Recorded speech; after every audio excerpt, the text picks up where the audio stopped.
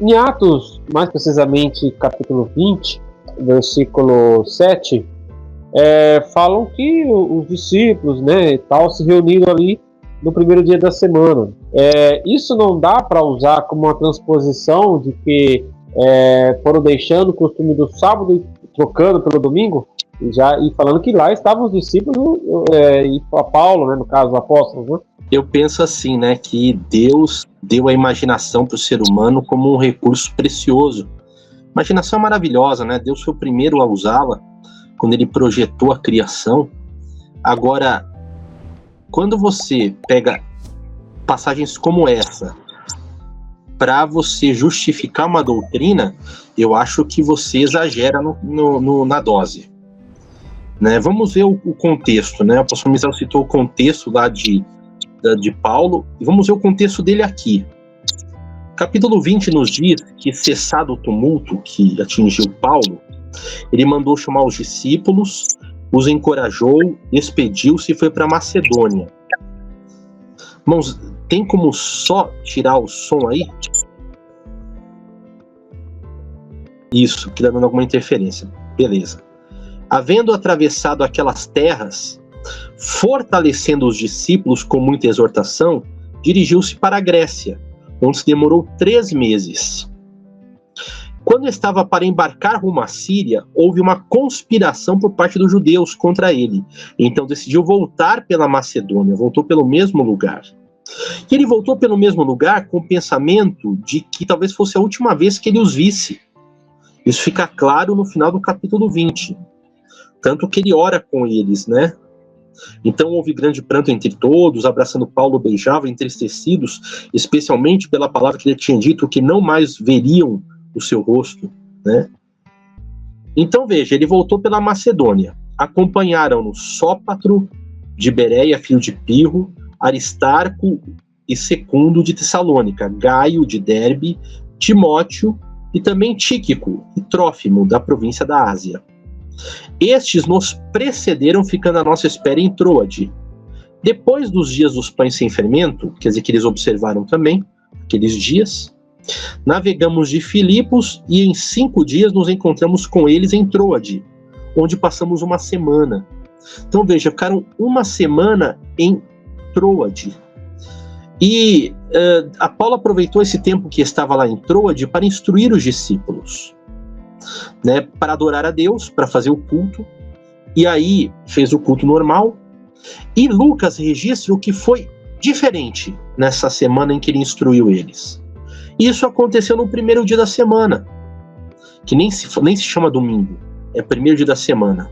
Nós nos reunimos a fim de partir o pão, isso não é Santa Ceia, isto é literalmente a fim de podermos comer, nos ajuntar para tomar uma refeição em comum. Paulo, que pretendia viajar no dia seguinte, então ele queria viajar no dia seguinte, queria aproveitar aquele momento, então ele se estendeu até tarde, ele ficou até meia-noite. E aí, nesse interim, um jovem chamado Eutico estava sentado justo na janela, pegou no sono e caiu. E caiu e morreu. E aí Paulo foi lá, orou e ele ressuscitou. Então foi um milagre muito grande. É isso que Paulo registra. Que não fala nada sobre guardar sábado ou guardar domingo. Ele só registra um fato. Pense bem. Você tem aí, hoje é muito comum ver obreiros de fora, eles fazem uma campanha são cultos sexta, sábado, domingo, né? Não é porque eles fazem todos esses dias que eles guardam todos esses dias, mas é para aproveitar o tempo. E aqui também é a mesma coisa, queridos, era para aproveitar melhor o tempo. E Lucas registra então o que foi diferente. E veja que Lucas não registra nem que foi um culto. Ele registra que que eles foram comer juntos, tomar uma refeição juntos. E aí Paulo aproveitou para falar da palavra e aconteceu esse episódio. Então veja, não tem nada a ver com guardar o domingo, nem culto era, né? Nem culto era. No dia anterior, no sábado, eles haviam feito o culto, né? Mas agora eles estavam reunidos para comer, para tomar comida junto. Ah, mas significa que eles não trabalhavam naquele dia. E aí tem um detalhe, né?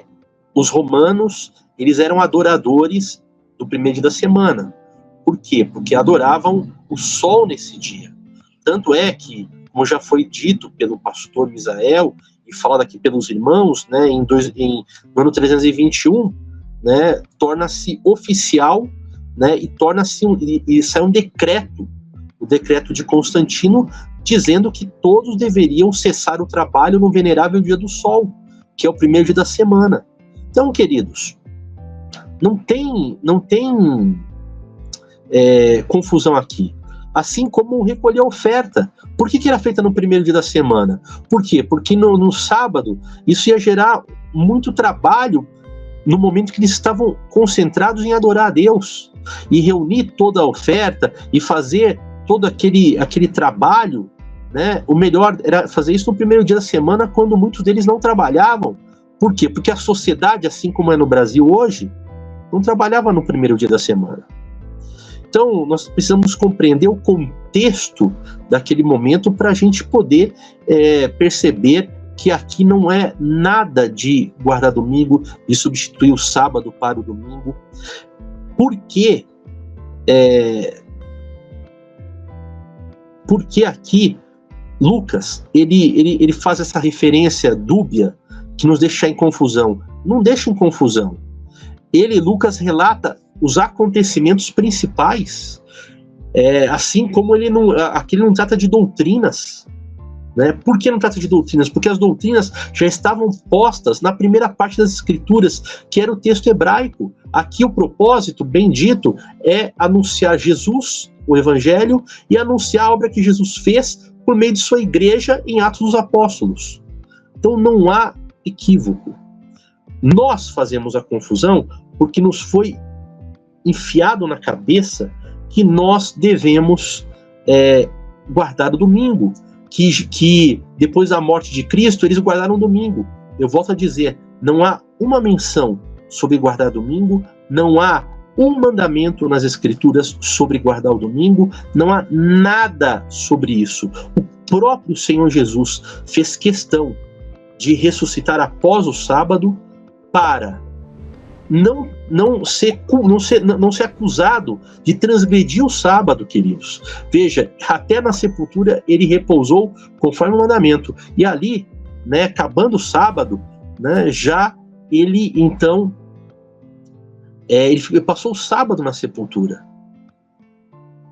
Eu acho que fica muito claro aqui que uma coisa não tem a ver com a outra, né? Mas a pessoa que quer achar uma brecha, quer forçar uma interpretação, ela acaba se confundindo.